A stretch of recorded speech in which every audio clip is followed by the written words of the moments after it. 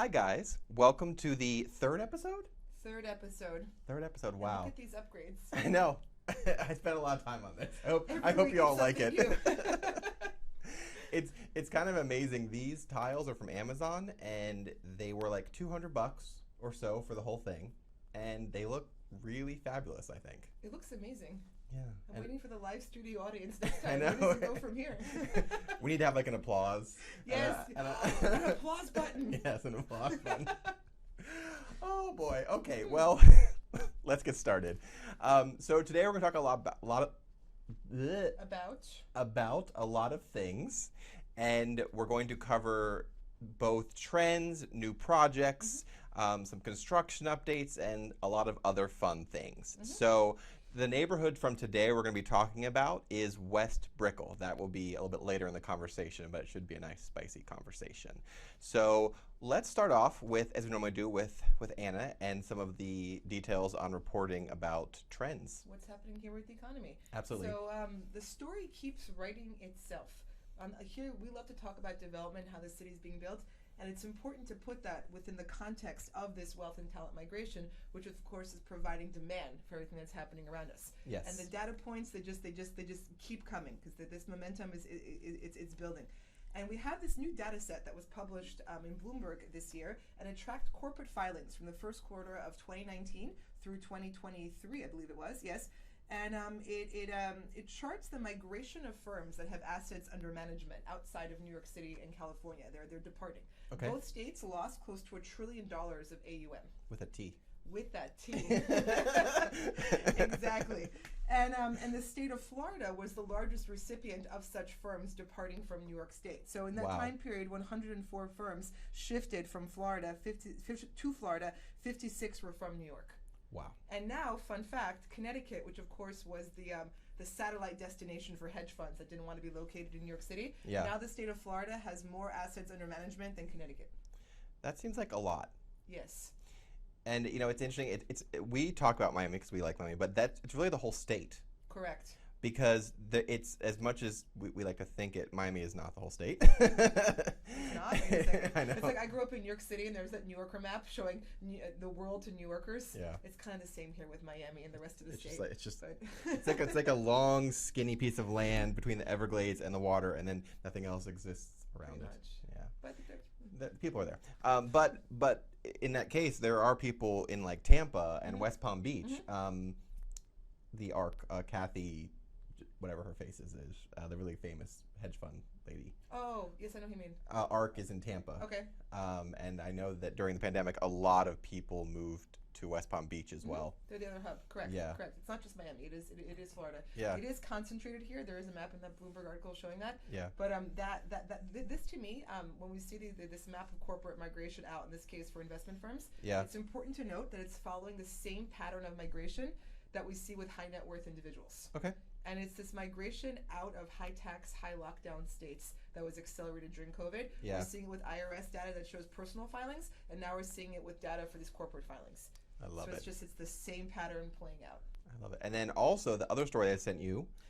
Correct. That was with the high earning millennials. Yeah. I think they defined them as people between 25 and 35. So actually younger than how some people would define millennials. I think it's up to 40, but that doesn't matter. So the young cohort and individuals that file over $200,000 a year, where are they going? Yeah. And we are once again the largest recipient, with Texas as number 2, as it is for the general population. And this made me super happy because it's this is young people who are moving here, clearly not to retire. They're high-earning young people. They're coming here to start their lives and to create in Florida, and that's a wonderful thing. That's a forward-looking metric. And the thing that's interesting about that story is that it wasn't a super high number, but it didn't really matter because it was like this. It was the really wealthy millennials. Correct. I think it was like 2,000 or something. And then Texas got 1,000 and change, and that was kind of it. Yeah. And what was sorry, I just totally blanked. What was how much do they have to earn? I think it was 200,000. Okay. Article was noted.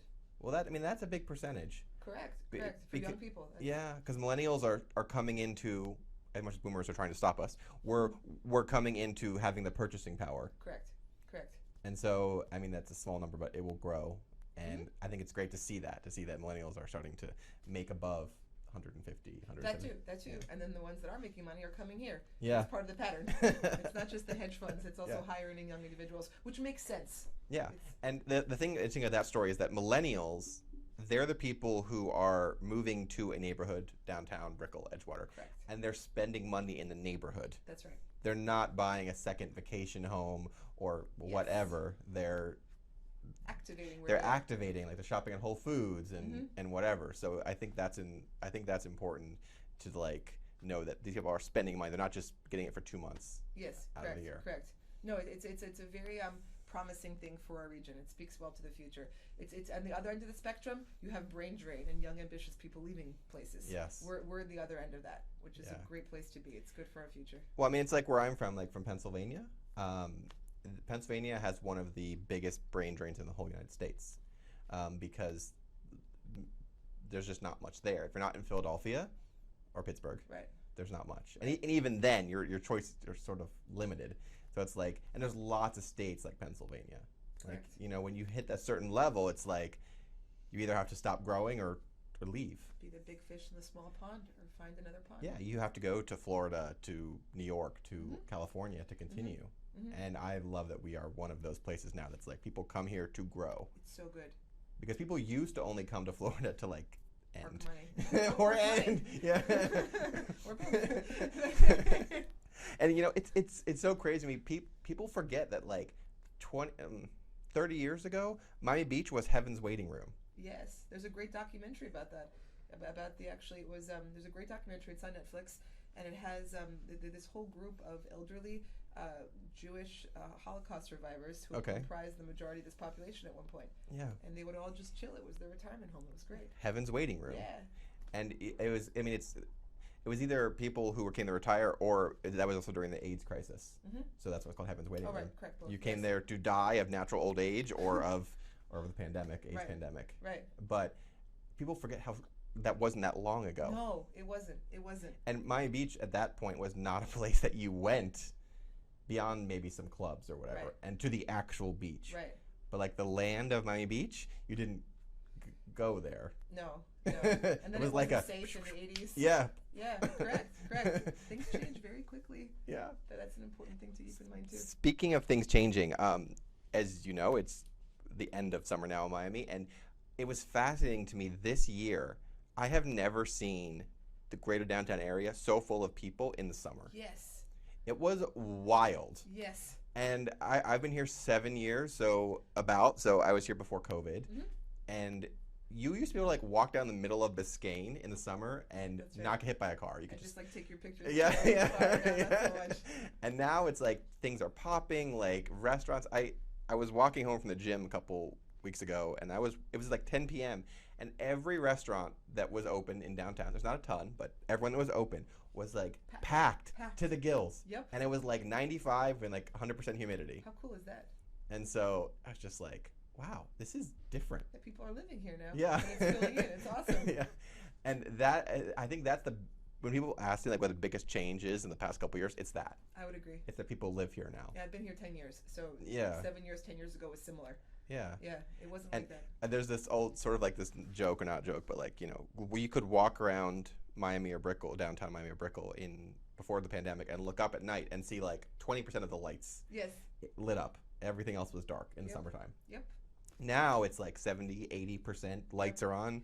And I tend to think that's a pretty good indicator because FPL was crazy rates, so people aren't just going to leave their lights on if they're not if they're not there. So it's like I feel like if the lights are on, like people are there. And that's such a good forward indicator for our city. Yeah. That people are activating the streets, that it's real. Yeah.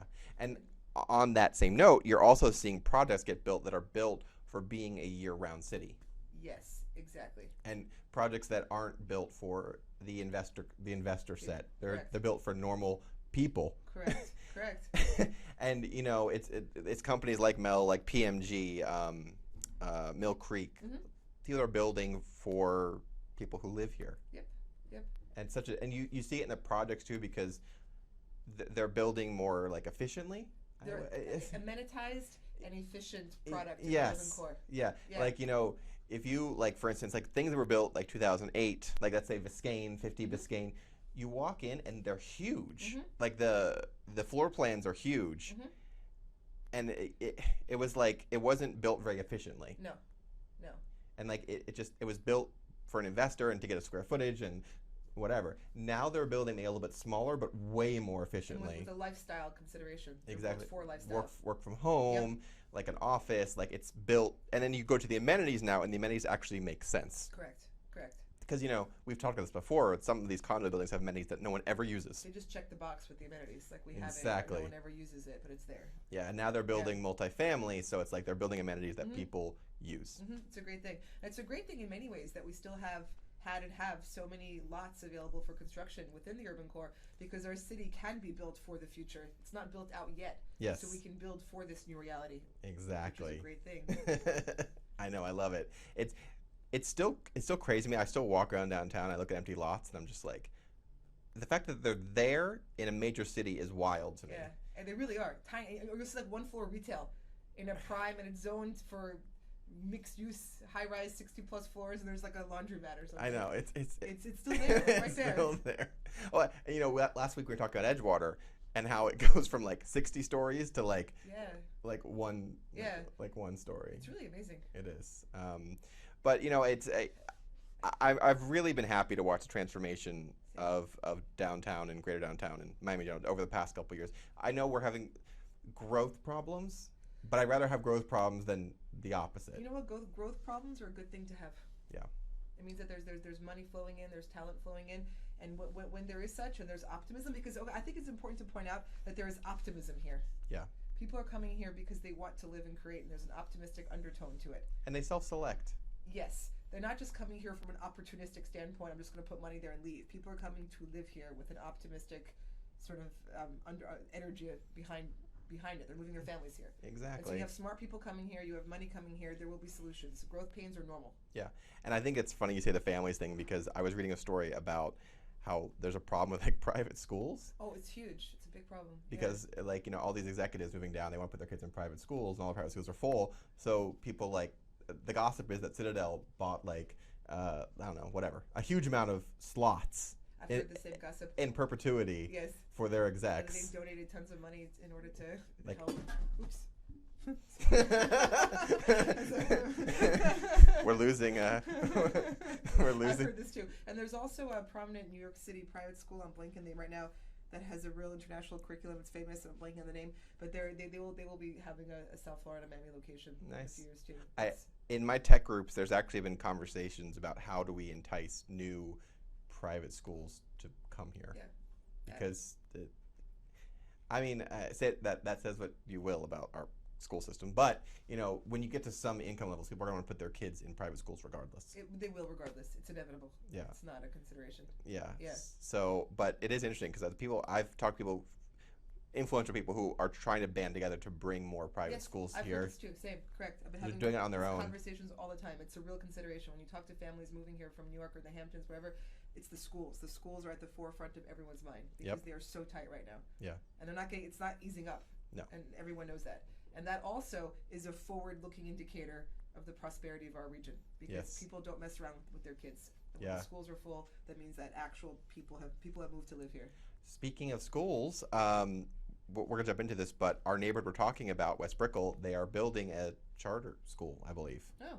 So the gallery at West Brickell, related group, mixed-use project that's workforce housing, and they're adding a school to it. Yep, and housing for teachers. Yes. I believe. I think that project is actually by Related Urban. Okay. If I'm not mistaken. Not sure. Related Urban, they do like the workforce housing and the schools type stuff. Which is a great thing. Yeah. I'm optimistic about this. That is the one part that is the one like section of Related Group that I'm like. Actually, he said it's the one related project he likes. Yeah. No, I like related companies. Right, different. That's different. Yeah. Yeah, no. Why couldn't they have like changed their name or something? Yeah, Related Companies is a different organization, everybody. Yeah, like Related Companies. Ross, it's different. Yeah, Related Companies is like Hudson Yards, all the cool stuff. They also do like stuff in West Palm Beach. Related Group is the Miami one that does like the condos that I rant on about all the time. Sometimes people may have complaints on regarding the quality of finishes in said condos. I don't. It may be.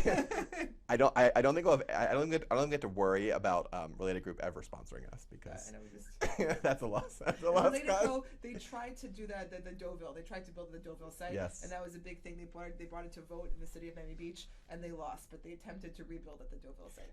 I wish. I don't know. I wish they would have been a tiny bit smarter about that. I think they could have. I do too. It could have been a great project. I think on both sides, the public and the city was dumb. I wish Related and Frank Gehry would have just brought a project that worked with a FAR. Yeah. Floor area ratio. I wish they would have just brought it and been like, here.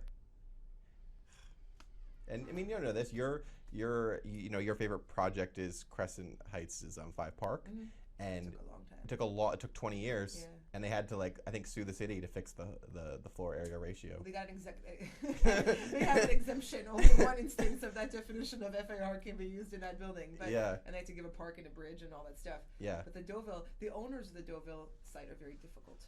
Yeah. The Morellos. But did Related companies buy it or they never closed? They never closed. Yeah. Okay. So I don't know at all, but I'm guessing it was contingent upon what they were able to do on the site. But as far as I know, they never closed. It's interesting because that whole thing is just such a scandal. Like they let that building deteriorate on purpose. So the owners of that property have a history of doing that. Like demolition by neglect. Yes, it happened to a hotel of theirs in the Grove or the Gables 2 cycles ago. No, I don't even want to say more because they're highly litigious people. but if you Google it, it's part of the history. And I'm not claiming they did it at the Deauville, but there is a pattern. Yeah, it's but also then Miami Beach was like, oh, people have to rebuild it exactly the way it was. Absurd. It's absurd because it wasn't even a pretty building. The Beatles played there. The Beatles. Well, you know what? Do I like to point to people? While the Deauville was, this is one thing. People like to cherry pick the good things about the past. Yes. And say it's sacrosanct, all that stuff, right? In its heyday of the Deauville, that black people couldn't be on the beach after dark. Yeah. So do we want to bring that back too? Like, what is this renaissance that we're envisioning? Like Muhammad Ali, when he trained at Fifth Street Boxing Gym on the beach, yes, he had to go sleep at in Overtown Heritage House, which is still open now. It's great. It's like you can visit the hotel. They have the kind of museum aspect of the rooms. But he had to go and sleep there because he could not stay on the beach at night. That's wild. While he was training and while he was heavyweight champion of the world. So that's the past, everyone. There's good, there's bad. We can't pretend it was all glory days. You know what I mean? Like, we need to move on to new realities. Yeah. And that's that NIMBYism that holds back progress. And what kills me with the NIMBYism is that they fail to recognize that their reality supplanted the one before it. Yes. It's part of the natural progression of the world. Everyone gentrified somebody. Yes. Like, you replace somebody. You know what I mean? Like, you're here because reality changed and you're here now. So, like, let it go. And in 30 years from now, is anyone going to care if the Beatles play there? Well, that's how we ended up with, like, that staircase at Walgreens on the beach. Oh, yes. With a Scarface chainsaw.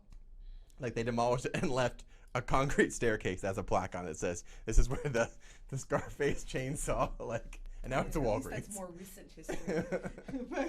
But no, it's absurd. It holds back progress, and also it's very selfish because if you're harkening back to some days when people had fun at the Deauville, right? Yeah. Don't you want people to have fun at that site again? Yes. So something new should be built. built. And the Deauville wasn't pretty. It wasn't efficient. No. It was just a concrete square. It had its moment.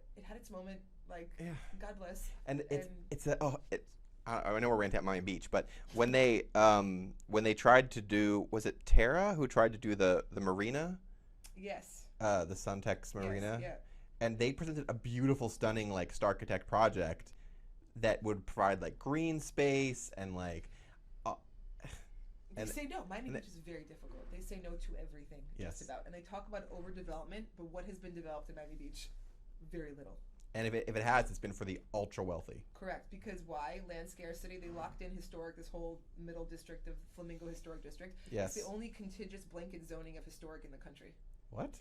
Yeah, so the whole region is zoned historic. It wasn't done property by property. Okay, they just were like perimeter, and they said historic. Wow. And there are varying degrees. I don't know the details of it, but that's how it is. And the Historic Association kind of doesn't like me. It's a euphemism for they hate me because a few years ago I published a data set before, maybe 5-6 years ago. Okay. I used to do quite a bit of presenting to the city of Miami Beach on real estate numbers, and I actually they were telling me how like great these buildings were, how much everyone loves to live in them, all that stuff. These like little 1950s crappy buildings in the middle of the beach. And I'm like, well, listen, that's your opinion. I have an opinion. That's your opinion, like, man. I don't know. But then there's numbers, right? Like, that's cool. So what I did was I drew a perimeter in the MLS of like, because you could draw your own map, detail like exactly of the Flamingo Historic District. I exported sales data, and then I charted by decade. I extrapolated charts by decade, year built, what the resale was of these buildings. Okay. And before even adjusting for inflation, which if we did, it would make it a bloodbath. I made two versions. Yes. They hemorrhaged value so badly that it's basically like a boat. You just gotta keep throwing money at it. And then they need assessments to fix stuff. But even without all that taken into account, just on the resale, they hemorrhaged value. And they were, at the time, it was a few years ago, rental, I did it for rentals too. Median rent in the Flamingo Historic District was within 5% of Alapata. Whoa. Yeah, because they're crappy buildings nobody wants to live in. Yeah. I mean, like, with that, you're gonna end up in the same boat that New York is in, with like buildings that need to be brought up to code but can't be because they can't raise the rents. Yeah, and then now you're going to have units that aren't worth that much. The buildings are crumbling because they weren't built well in many cases. They were built as vacation homes, by the way. They were the small windows, all that stuff. Yeah. And they're like, oh, it's our history. And then my best is when they tell you, people come here, our tourists come here to look at our historic districts. I have never met a tourist. The Flamingo is like it's like in the middle. It's like no one goes there. No one cares. No one cares. Like, in fact, like I train with professional fighters, my jiu-jitsu hobby. And one day my training partners came to the beach with me and we're walking along South Beach. And one of my training partners grew up kind of in the hood in America. Okay. Like in the actual hood. And he's walking around and he's looking at some, like, we're like somewhere like 7th Street or 8th Street walking through South Beach. And he goes to me, because he's not from Miami, he comes here to train. He says, Anna, are we in a rough part of town? I swear. In Flamingo? Yeah, like around there. It was one of those streets. And it was one of those really crappy ones. We were next to with like the AC hanging out the windows. And this boy grew up in the hood, okay? And he looks and says, are we in a rough part of town? I'm like, no, this is prime South Beach. And that is historic. I'm dead. Oh, wow. Okay. Well, let's jump across the bay now. And I want to talk about the neighborhood of the week. West Brickell. West Brickell. Tell us what West Brickell is and where is it? Oh boy. So West Brickell is one of those like hot button topic things because no one is entirely sure what it comprises of. And because this is Miami, we have some realtors here that like to expand or contract boundaries at will. For branding purposes. For branding purposes. So to understand West Brickell, you need to understand Brickell. Brickell is south of the river, of Miami River, down to, I don't know what's down there, to the Rickenbacker Causeway, more or less. Yep. And then it goes to Coconut Grove below. Yeah. So, I mean, there's a little bit of play in there.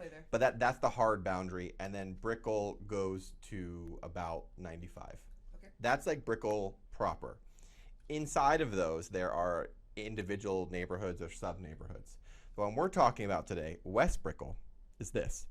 It's west of Metro Mover tracks, south of the river, and 295, and then to about, what is the road? About Southeast 15th Street. So Southeast 15th Street, 95, and the river, and the Metro Mover tracks. That's the boundaries of West Brickell. And the funny thing is, people get touchy about this. They're like, "Oh, I live in Brickell." I'm like, "Yes, you do, but you're also in West Brickell." And Brickell, because the way it was built, it was developed from the bay west.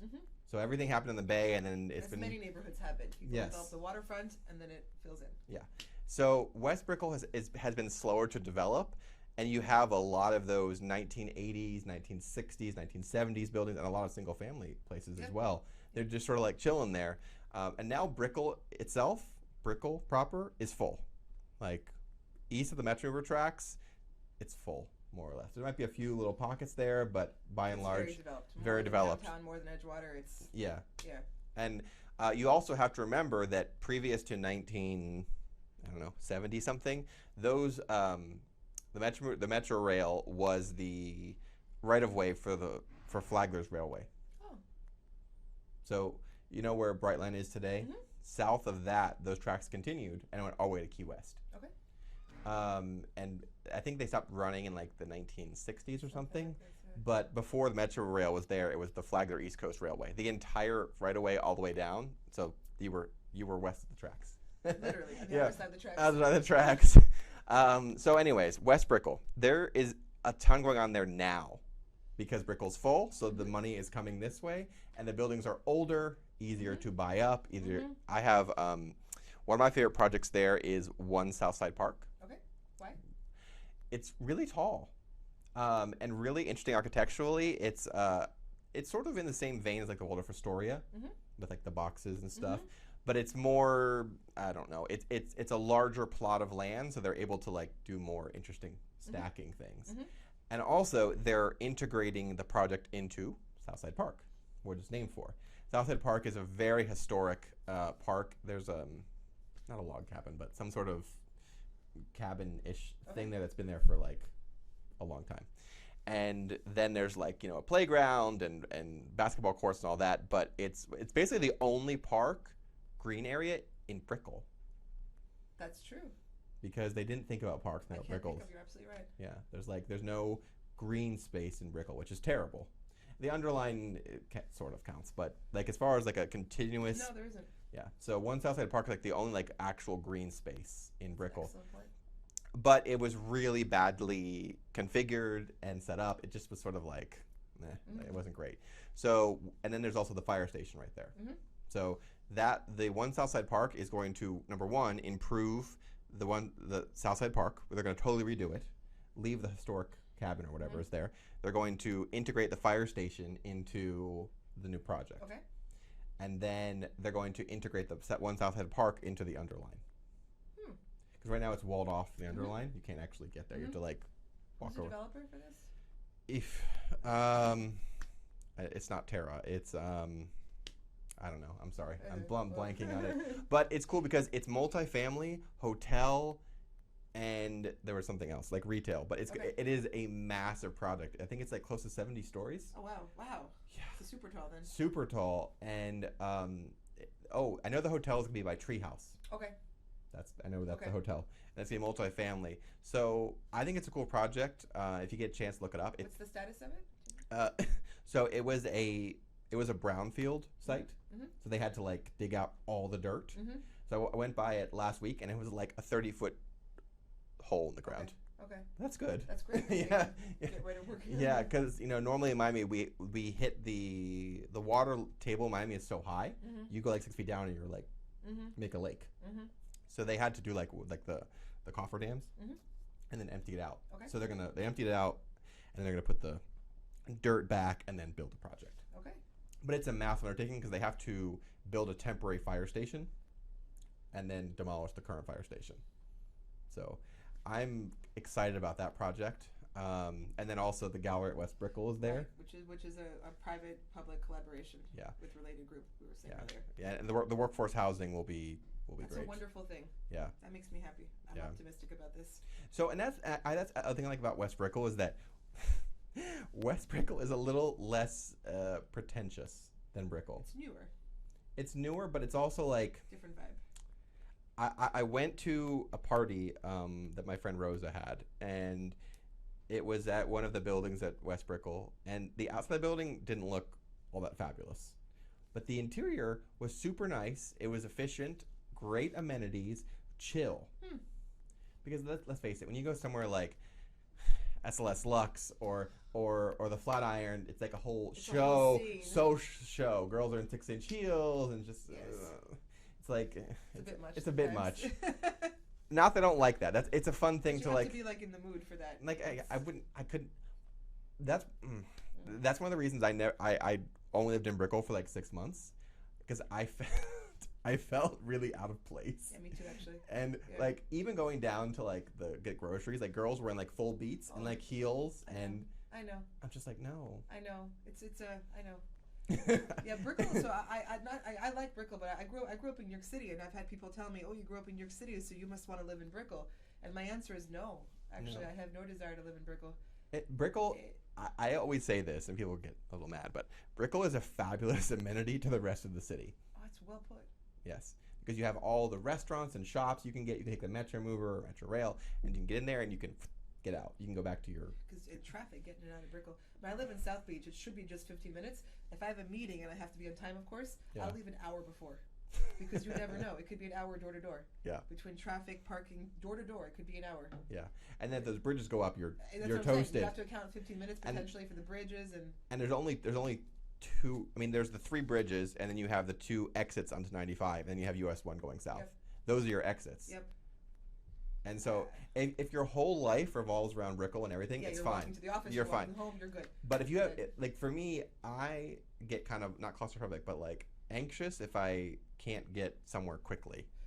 I don't know. That's a weird way to say I start it. to feel trapped. Actually, Trapped, yes. Sometimes I'm like, get me out of here. I need to leave already. Like even if I'm not going somewhere, I want the thought that I can get there quickly. Same. That's why I could never live in Fisher Island. Yes. I feel like I was in a wealthy Alcatraz. Yeah. I couldn't do it. It's the same thing. Maybe someday when I'm just super fabulously rich and wealthy, and I can just sip martinis by the pool all day. Jeeves, get my helicopter. Or whatever AI system we have by then. Just it'll order just me a come and, helicopter. It'll lift you and take you someplace. Until then. But that's why the neighborhoods that I pick, like I currently live in downtown, is it's extremely accessible.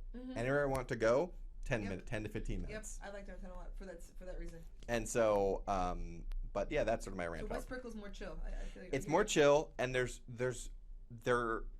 other thing about Brickell. I'm not trying to hate on Brickell. It's like Brickell was built quickly and with no master plan, and the infrastructure has suffered because of that.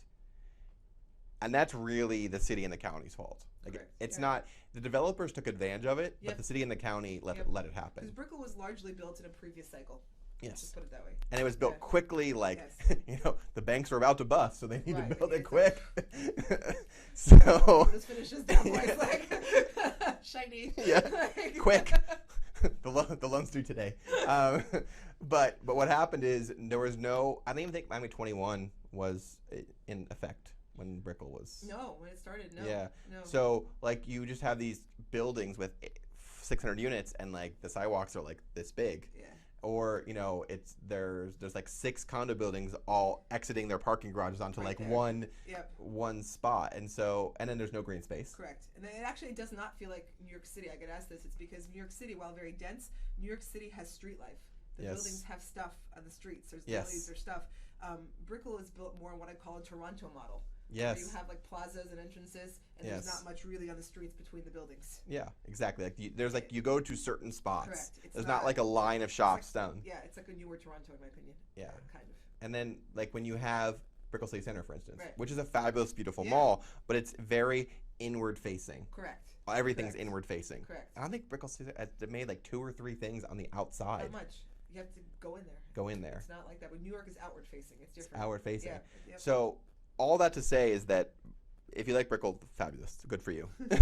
but it was built a previous cycle. The infrastructure is terrible, and it just I don't know. It's just a lot. So with West Brickell, what you're able to do is you're able to not repeat the sins of the past. And now that Miami-21 is here, the developers have to do things. They have to provide X, Y, and Z to do it. So, and then That's good. Yeah, and I actually have a friend who works at what is it called? Empira. Okay. They're like a Swiss firm. Okay. And careful. They have at least 2 projects in Brickell. Okay. And I rode my bike by it yesterday, and they have their wraps. What kind of projects do they They're have? multifamily. Okay. And once again, they're building efficiently. That's great. We need that product. And the building is not beautiful. Oh. It's all right. Not everything has to be a thousand museum. People need a place to live. You know what? I've been ranting a lot today. I'm going to rant again. There is this thing. So I love the Next Miami, and I love reading the comment section. Me too. Love it. It's like the drama, because it's all anonymous. Yes. Love you, Next Miami. Thank you. And thank you for using my photos all the time. But it's like people might have this weird thing about a building either has to be super beautiful or like super inexpensive and affordable. Like it's an extremism. Extreme. Like whenever Mello announced a new building, people always in the comments like, "Oh, this building looks like a Soviet housing block in the 1970s." And I'm like, okay, but the 1 bedrooms cost $2,000. I'm just saying, making it up. And then when Aston Martin or 1000 Museum, they're like, "Oh, the rent is $20,000 a month or whatever," and like it's too expensive. I'm like. Pick one. Pick one. Like complain about one thing or another. Like you can't have an Aston Martin and the rents be $2,000 a month. No. Doesn't work. No. And then at the same time, Mello is, or whoever, PMG or whatever, the building might not be beautiful, but it's efficient. Exactly. Exactly. Like, you can't complain about both things. Location, all those things, lifestyle. Yeah. Exactly. You can't complain about both things. No, it's a new city. They're learning. And I mean, like, if you really want to look at, I don't know, I know New York has a bunch of beautiful buildings. Most of them are not. Most of them are really ugly. Correct. Really? Yes. I know. And then no one cares. No one cares. It's not a thing. But here in Miami, they're like, oh, this looks like a Soviet housing block, and I'm like, okay, but providing a place for people to live. Like, how much do you want to pay? Yeah, how much do you want to pay? I know. And I get so frustrated by that. It's like, they'll figure it out. They're spoiled. Life is so good here. People need to complain about something. What else is happening in West Brickell? There's a bunch of other cool things, like Okie Dokie opened there. What's that? It's a 3-story food hall and entertainment space. Sounds so fun. What kind of entertainment? They had like a singer there, and then the top floor is going to be like a event / club. Okie dokie. My word, Okie Dokie. They were working on that, I think, when I moved here in 2017. Oh goodness. And it opened in like May of this year. Well, good for them. Like, it was like a running joke, like they're never gonna open. They're just.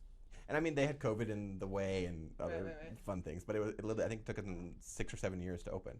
Have you been? I have. I went once. The food was wonderful. I will say that I enjoy the vibe better at Julian Henry's. You mentioned like them. Yeah. And not that just because it's closer to my house, which is nice, but I like Julian Henry's like layout and architecture. I think it's great. I think the Walgreens building Julian Henry's in is really fabulous. But having the option of Okie Dokie there is fabulous. Great for the neighborhood. Yeah. Again, that's how it caters to people who actually live there. It's good activation. Yeah, it's great activation. And then there's so much. So on what is that? 7th and 8th Street, the Starlight Motel, oh, like what, one of those like per hour hotels. Yes. It's been demolished over the past couple months. Oh, it's so sad. I know. Where will those poor people go? No more power lunches. It's okay. They can go to Hialeah. There are tons of hotels there like that. I was Parking you can pull into so no one can see your car out front. I was actually talking to a friend of mine that we both know, and he was telling me about his exploits in previous years. Yes. And you probably know who we're talking about. I do. And he said that he would take his friends there for power lunches back in the 90s or 80s or whatever. I know. And because the funny thing is, it was right next to all the offices. Right. In Brickell when Brickell was coming up, so you could just go there for your power lunches. But yeah, so they're going to build, I think, a multifamily there, and then you know where the Publix is in West Brickell? Vaguely. It's like toward the Miami River District. Okay. They're going to build another multifamily there. Okay. So like most of the lots in West Brickell are sold or in progress. That's great. It is. I'm very happy about that. I think it's going to provide a more affordable, attainable area in Brickell. It's still a great location. It's right there. It's really fabulous, and I think it'll be a little more chill. Yeah. I'm optimistic about these things because the city's going to find its way. Yeah. This influx of young people, all this stuff is coming. Yeah. And it's a happy vibe. It'll get built. Yeah. Has there been any news or projects updates that you've seen that you want to talk about? No. I've been reading recently, actually, just today, about problems in the pipeline that people are having trouble breaking ground. Yeah, I saw that too. too. Something in the Real Deal today about that, due to construction costs, availability of materials, all that stuff. I don't know. I'm sure there's some truth to that, but I'm a little bit like, I feel like you could really do it if you wanted to. I think people are using the interest rates and as an excuse. That could be. Could be. And because listen, I don't know. I know there's 1.5 million things that go into starting a project and getting it off the ground, but like there's always a way. That could be. Yeah. And if the project doesn't work, redo it. Make it something else. Make it something. Yeah. Make it something else. Who was quoted today in the Real Deal saying, Oh man, I forgot who it was. Said even if the land was free, I couldn't build on it. Yes. I I said, was like, come on. really? Like, come on. Like, come on. Yeah. Yeah, I know. And the crazy thing is, interesting thing is that rents. I was reading a thing that rents are starting to come down. Correct. Yeah. Fabulous. Which is a great thing. Amazing. Yes. But at the same time, occupancy rates are not going down. Right. So they might have like ticked down like a But not much. We still have very high occupancy. Yeah. Yeah. So I love that because someone on Twitter, I think was one of my friends, was talking about how elastic the Miami market is to supply and demand. Like that. I think that's a wonderful thing about the city is it is elastic. I agree. So it was my friend Austin, and he was saying that like rents midtown for a 1-1 are around 3,000 now. They were 4,500. It went up the high. Correct. That's a great thing. Yes. Because they can't do this forever. Yeah. It's not a bad side at all. No. To explain to people, we had a crazy spike post cataclysmic event. It was Yeah. normal, and now we're leveling off around a new reality. And so that is the thing is that Miami for its entire history has been boom bust boom Yes. bust boom bust boom bust. Yes. More dramatically so than other large Correct. cities. Correct. And it always happens. Always. Now, it's taking a little longer the cycle because everyone and their mother moved here in the past 2 years. Right. So the boom bust was, to varying degrees, depending on which cycle we're talking about, fueled by some type of speculative behavior. Yes. That's why you get booms and busts, right? Yes. Either it's a debt speculation or whatever it is. Yeah. This cycle is not fueled by debt. We have heavy all cash. Yes. And it's fueled by end users. So it's actually what's happening right now isn't being driven by speculators. Yep. So it's a whole different equation. There's a whole different underpinning to this market. Yeah. And the buildings are full. It's not speculation. Yes. Correct. So it's not liar loans. Yeah. It's a heavy cash market, and it's population and business relocation, and it's domestic. Yes. Which is different than the people coming from wherever places of political instability to park money. And I just love that, it is elastic. It changes. And is it going to reset back to 2017, 2018 levels? Never. No. But it's a whole other reality. But no place is. No place is. And I think people sort of have this fantasy. Like, I mean, even when I moved here, you could get a 1-bedroom in downtown or Like $1,500. Yeah, I know. It's never coming back. No. It's just not. Maybe we'll get little studios built like New York Yeah. had back in the day that are Yeah. 300 square feet. Yeah. And that's fine, actually. Yeah. My first apartment in New York City, I was 20 years old. My first apartment was a studio, and it was probably 320 square feet. And you know what? I loved it because I was on Central Park West on 81st Street, prime location. To think I cared that it was a studio, I was 20. I was like, this is awesome. Yeah. And that type of product is great for someone who's 20. Like, Yeah. they should have that option of being well situated. I saw where was it? Little River. They're building a whole building that's like micro units. Yeah. And it's I think it's some sort of trust or some sort of Okay. I don't know who it's some sort of nonprofit, and they're building it's small, but the prices are going to be relatively High per affordable. square, yeah. The thing is, they can charge a higher price per square foot, but the overall price is lower. So it makes Yes. sense from a construction perspective because they're charging a higher price per square foot. Yeah. But then from the end user perspective, it just costs less in total. Exactly. They're smaller. So it works for both the I'm- builder and the. I am all for building it's great. small, efficient things. It's not a bad thing. No. Because NIMBYS will be like, oh, you're putting people in jail cells. It's horrible. It's this, it's that. No. If those small units properties, for example, like my first apartment in New York City, if they didn't exist, I wouldn't have been able to live in Manhattan when I was 20 years old. Exactly. And when I was 20 years old, being where everything is happening was the most important thing for me because what did I have? My clothes. Like, who cares? Yeah. I needed to be where I could get to stuff and meet smart people and grow life. Yeah. And there's nothing wrong with that product. It's a good thing. And it's funny for me. I'm going to be moving in November, just because I want to live somewhere else. And I'm actually going to be downgrading from a 2-bedroom to a 1-bedroom. I wanted a 1-bedroom during the pandemic because I was at home. Now I have a. You mean you wanted a 2-bedroom during the pandemic? 2-bedroom during the Okay. pandemic, yes. And now I have this lovely office space to work in. Yeah. So I no longer need. I love it. It's great having the space. Right. But like I don't want to pay for it anymore. Right. I have this space. Yeah. So I'm going to be downgrading to a smaller 1-bedroom and hopefully a much nicer building. Yeah. That's my exactly. goal. So There you go. I'm very excited about that. what else is exciting over the past couple weeks? Any new restaurants? So I'm pretty boring. I don't really eat out that much because I train every day. And I train with professional athletes like fighters. And you will never meet fitter people than professional fighters. And they'll be like, I'm so fat today. My six-pack doesn't look good. And so everyone is just, body shaming all day. So I love it. It's not a new restaurant, but I'm almost ashamed. I went, I'm part of a membership group called BASE. Okay. And BASE is run by one of my friends. Hi, Natalia Cabin and Ricardo, I think is his name. It's a group where you get matched to other people and at restaurants. Oh, would be matched. Not like a date, more like just like conversationally wise. Oh, neat. So you pay a certain amount per month, and they really have like an algorithm that matches you to people, which is cool. really cool. I give you a referral if you want. Wow. And then you just go to really high-end, or not high-end, but nice restaurants, and you just have a conversation. And there's basically the rule is there can only be one conversation per a time. Okay. So you can't like have like. Right. So you have to focus. To focus, and then no direct selling. Okay. Which is great. Right, you can't just go pitch people. Yeah, you can't just go pitch people. And there can be spicy conversations, but keep it respectful.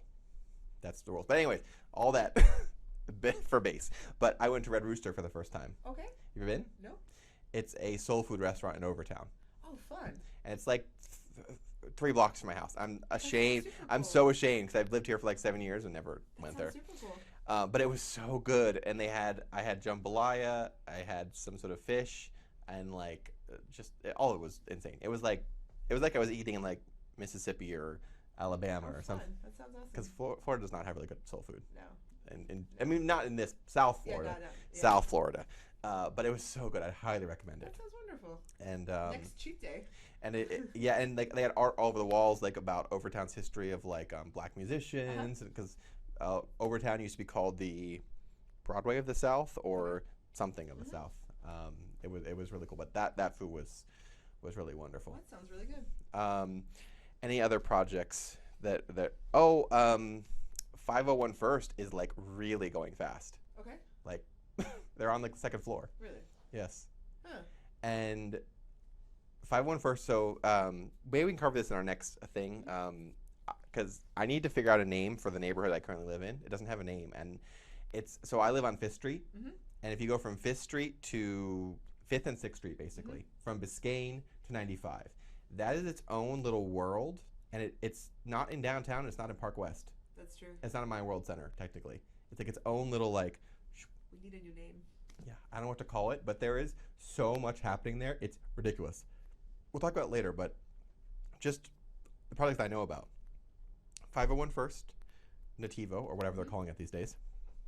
Ocon Tower.